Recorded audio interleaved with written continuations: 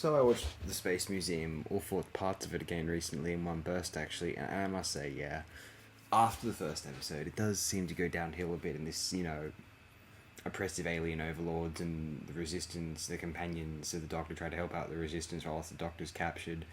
There's been more interesting serials of this show, although few of these serials are as interesting as the mere first episode, the initial 20 minutes of the Space Museum Part 1. That being said, let me read a little aloud the casting and character situation for the Space Museum.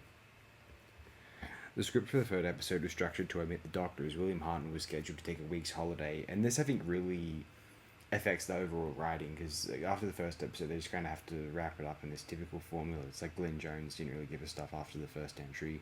For the second episode, despite being in poor health, Hartnell insisted that Jeremy Bullock grabbed him roughly to make the kidnap sequence look authentic. Maureen O'Brien felt uneasy working with Pinfield due to his old-fashioned approach, feeling that he did not provide sufficient direction to the cast.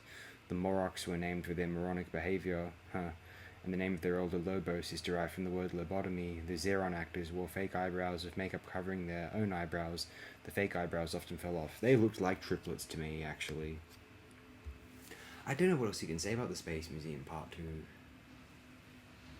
I wish this was a superior serial. I used to consider it among the best of the first Doctor's run, and for the first episode I absolutely do. Even compared to other alien serials where, the Doctor's encountering another group, such as the Galaxy 4 or the Ark, the Space Museum compares comparably to those, I think. It's nice and tense at times. I mean, Vicky's given a lot to do, and she's solid and watchable, charismatic and engaging character. Barbara's fairly good. Ian can be a bit annoying here, but he can be sometimes. Hartnell's performance here is some of his best ever. He's classic Father Time, eccentric Edwardian leisure class gentleman here, and that's just what we love, isn't it? I think I will end it here.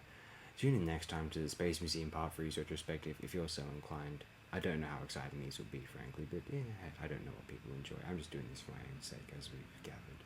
But whatever, turn this video off and have the best possible day and night you have ever imagined. Thanks again, my friends.